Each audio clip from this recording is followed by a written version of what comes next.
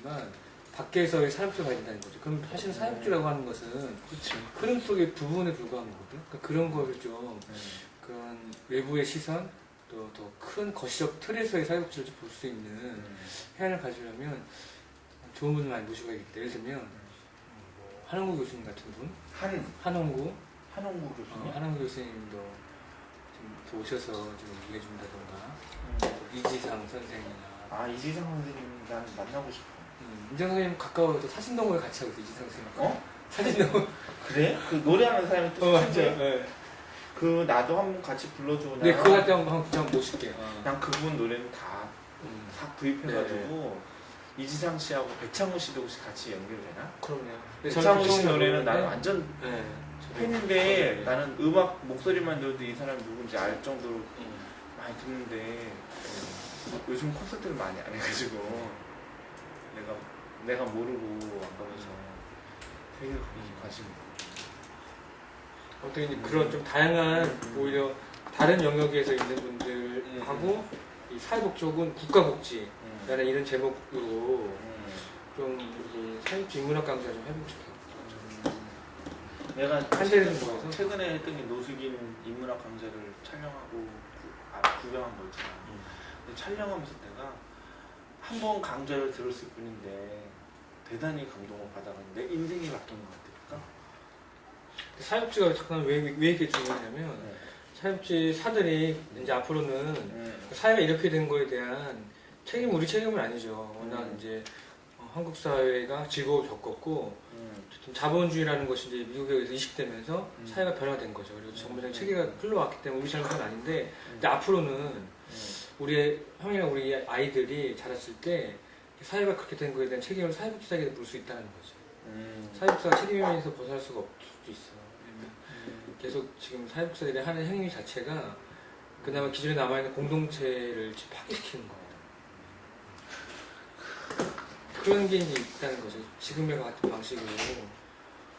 그러기 위해서 그것을 제대로 좀 인식하고 좀 사회에 어떻게 그렇게 이제 좀 분열이나 분리 정책에 일조하는 것이 아니라 사실 건강하게 사회통합을 갈 수 있는 좀 고민을 해야 되는데 그러려면 이 안에서가 아니라 벗어나야 된다는 거죠. 왜냐면 교육 사회복지니까 소위 이제 일종의 그 사회복지 교육 자체가 그런 기능적이고 자녀적이고 부분적인 교육이거든요. 더군다나 그것도 미국에서 대부분 들어온 사회복지잖아요. 그것을 좀 벗어나서 전체적인 큰 틀 속에서 그리고 한국 사회라고 하는 토대 그 어떤 한국 사회 흐름 이렇게 돼야 됩니다. 왜냐면 미국의 사회복지, 영국 사회복지 이런 것들은 다 이유가 있어요. 그것이 생기게 됐던 이유들이 다 있거든. 뭐 우리가 진행하는 그 서구유럽도 그것이 있을 수밖에 없는 이유가 다 있단 말이야. 그런 이유에서 만들어진 거지 그냥 된 건 아니라는 거지. 근데 그래서 한국 사회에 그냥 무조건 갖고 들어와서 적용하기 힘든 거거든. 근데 여전히 지금 교수님들 보면 다 그런 식으로 하잖아요. 뭐 절대 그러면 다 번역하고 그렇게 책 내시고. 근데 그것도 안타깝죠. 교수님들도 그렇게밖에 할 수가 없어. 아는 게 그거밖에 없고 사실은 좀 여름 때 지만 이제 그렇게 배운 것이 일천하기 때문에 어쩔 수 없는 거지. 그런 거에 대한 좀 고민도 있는 거죠. 그래서 더욱더 이제 사회복지 왜냐면 워낙 지금 요즘 인문학 대세이긴 하기 때문에 인문학은 별건 아니고 어쨌든 인간에 대해서 공부하는 건데 사회도 역시 마찬가지로 사회를 제대로 보고 그 사회의 기본적인 구성원인 인간에 대한 것을 좀 이해하려면 사회복지사들이나 인문학 강사 그리고 특히나 이제 외부의 선생님들 구성된 인문학 강사가 열리면 좋겠다. 재밌겠네요. 해보고 싶어. 형이 좀 기획. 아니 그냥 우리 한번 해보고 싶어서. 지금 계속 꿈지락이나 이런 거 했었잖아. 그러니까 이제 좀. 근데 강사진은 좀 괜찮은 분들 있어요. 한한구 교수, 김수인 교수 이런 분들로 구성해갖고 정말 괜찮게.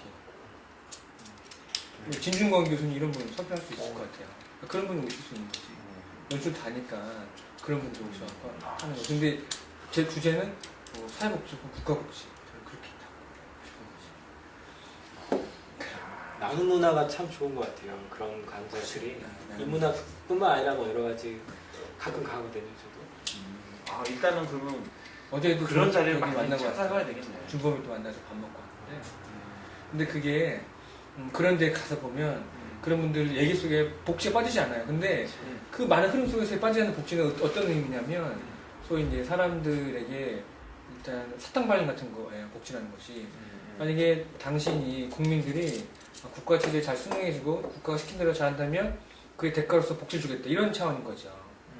근데 그런 국가 복지라고 하는 것들이나 이 복지라는 제도들로서의 복지들은 그렇게 체제를 유지시키기 위한 것들, 또 사람을 유지 관리 통제하기 위한 수단인 거죠. 사실은 이 요양보험 이런 것도 그런 차원에서 사실 보면 위험한 거죠. 바우처를 걸어야 되니까. 근데 한쪽에서 또 보면 우리가 또 얘기하는 복지 그런 거 아니거든. 그건 사람 사는 거잖아. 마땅한 살려고 살 사람이잖아. 근데 이것을 양립하는 거거든. 양립할 수가 없는 거거든. 칭을 하면. 왜냐면 봐봐요. 우리가 지금 공동체라는 것들은 관계로서 구성된 공동체 있잖아요. 인간 그런 동양적 사회에서 공동체는 내가 종원이한테 뭘 해주면 종원이 나한테 뭔가를 대신해주고, 그죠? 서로 유지되는 거잖아. 그 속에 가만히 보면 화폐라고 하는 것 자체도 사실 의미가 없는 거거든요. 대한사회죠. 근데 화폐라는 것 자체를 거부하는 건 이미 그 자체가 이미 자본주의를 거부하는 거고 국가 체제 자체를 거부하는 거야. 공동체가 잘 유지되는 그런 공동체는 국가가 아예 필요가 없는 거거든요. 그러니까 이것은 묘한 거기 때문에 양립할 수가 없는 거죠. 정확히 따지면 그런 거죠. 근데 소위 이런 거에서 과연 사회복지사가 어떻게 선택할 것이냐. 근데 지금은 소위 이제 월급이라는 것들이 있기 때문에 사람들이 갈등할 수밖에 없죠. 근데 사실 사회복지사가 갈등하지만 그 사람들도 소위 월급, 일정 정도의 보수에서 자유롭다면 나는 갈등 사라진다고 보는 거죠. 사회복지사들이 갈등밖에 할 수밖에 없는 건 그것은 사실은 임금과 교묘하게 얽혀있는 그런 게 있어요. 그거 아니면 사회복지사를 제대로 잘 일할 수 있어요. 나는 그런 거를 못 겪어봐가지고